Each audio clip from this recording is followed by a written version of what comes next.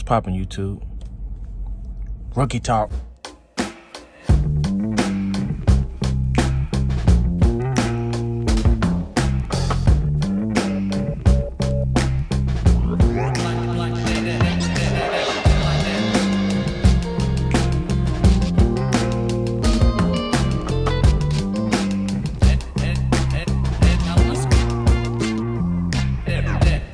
Yes, sir. We back at it.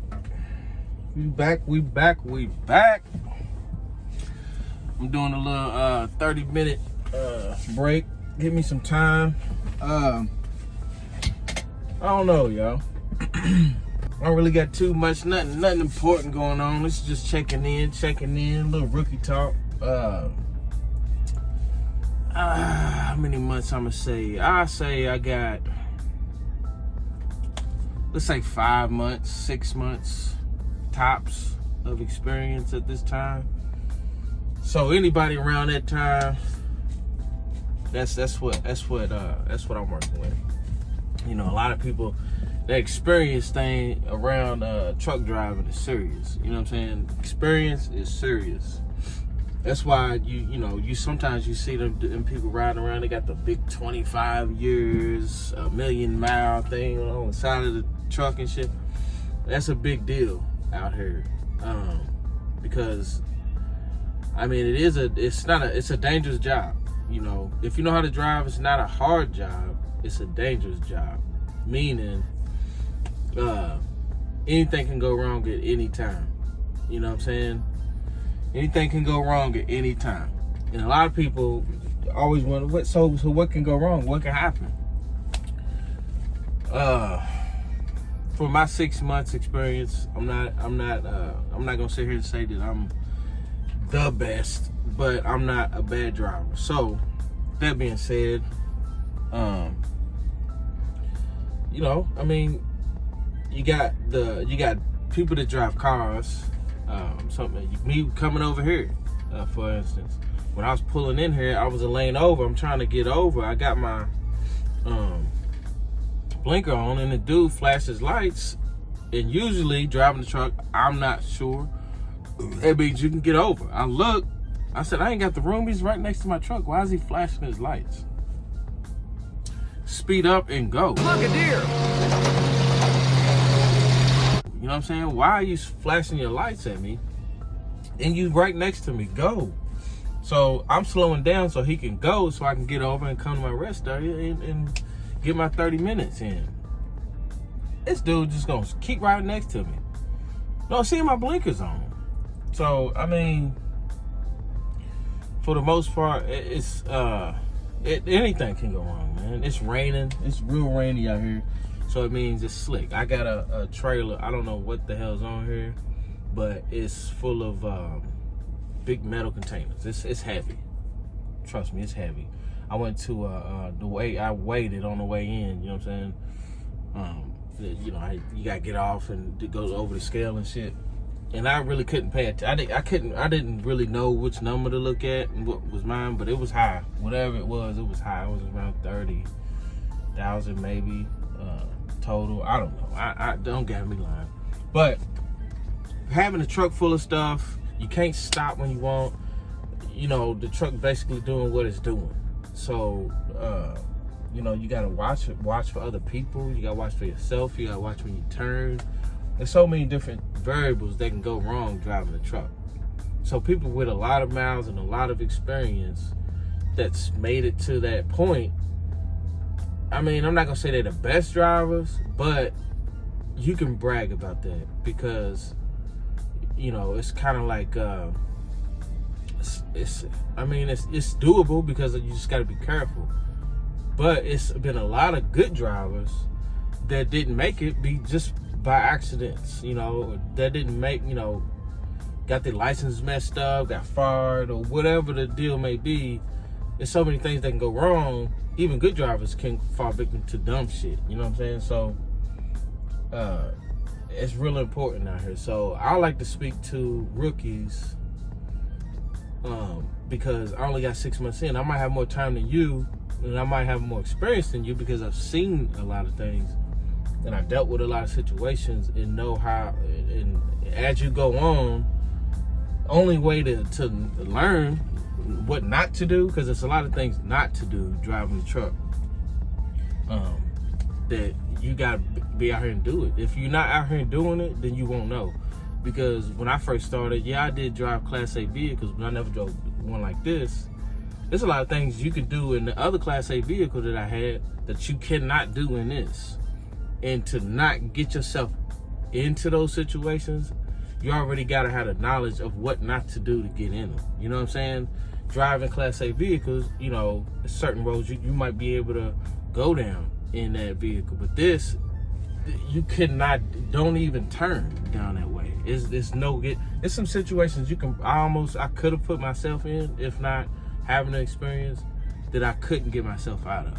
You know what I'm saying? It's situations where you gotta be quick thinking. You gotta think on your toes. You gotta be calm when you do it. You know what I'm saying? You gotta be calm as you do it.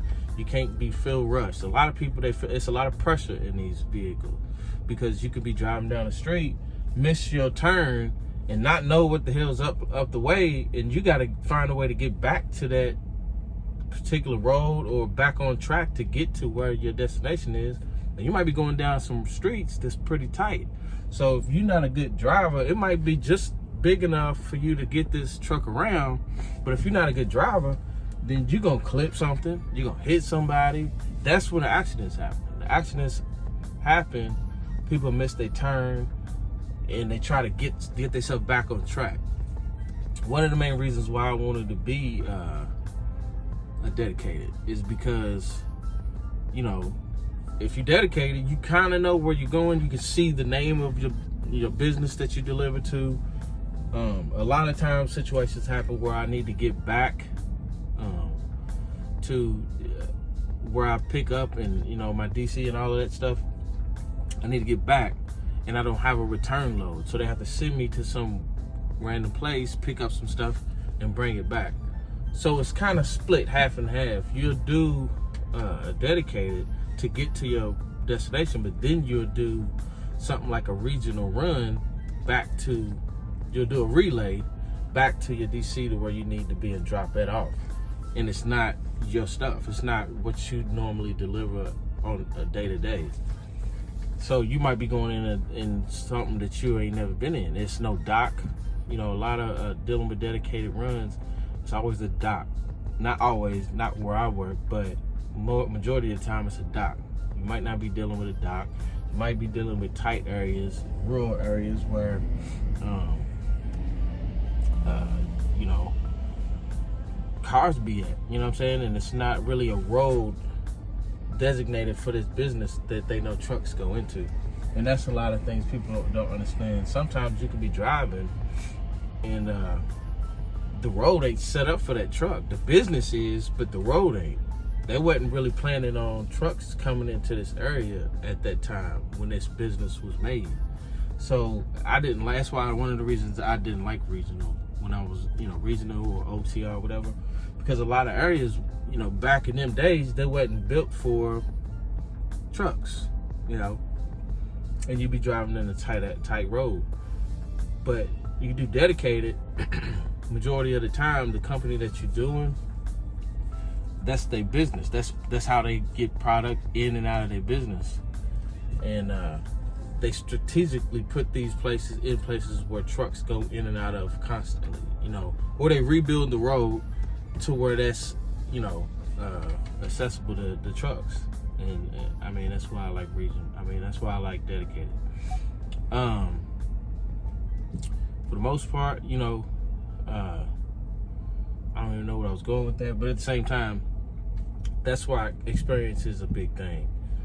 You just gotta, the only way that you're gonna know is doing it.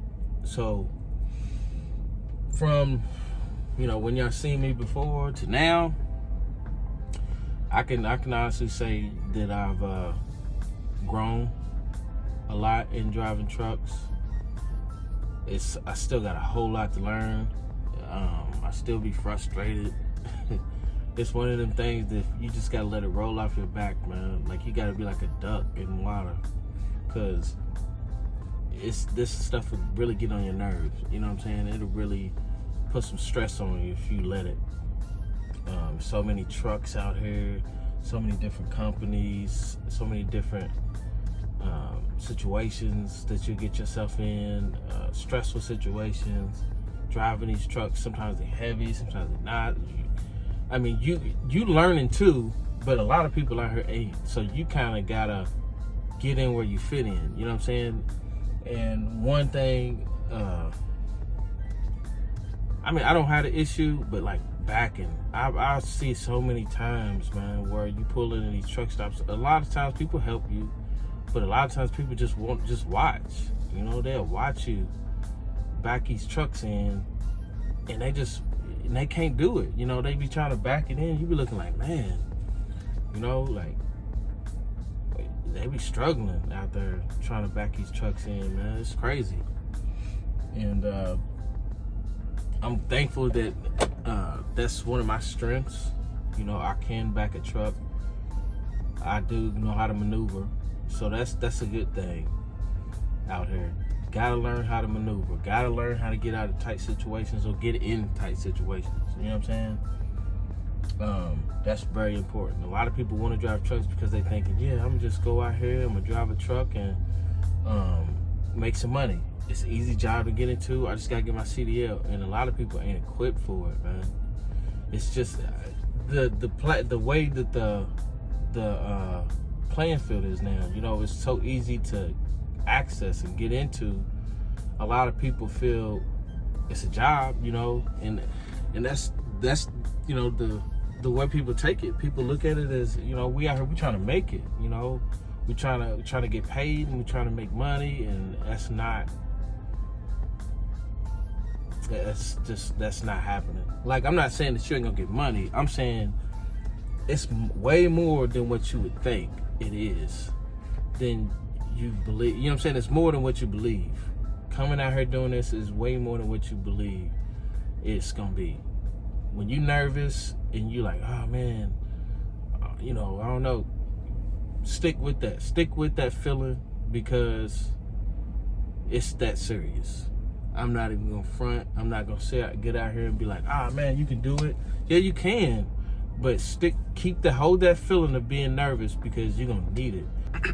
You know what I'm saying? It's that serious in some of these situations while you out here driving, because it's rain. You know, it's a dangerous job. A lot of variables go into just taking a big truck and taking it somewhere else. You know what I'm saying?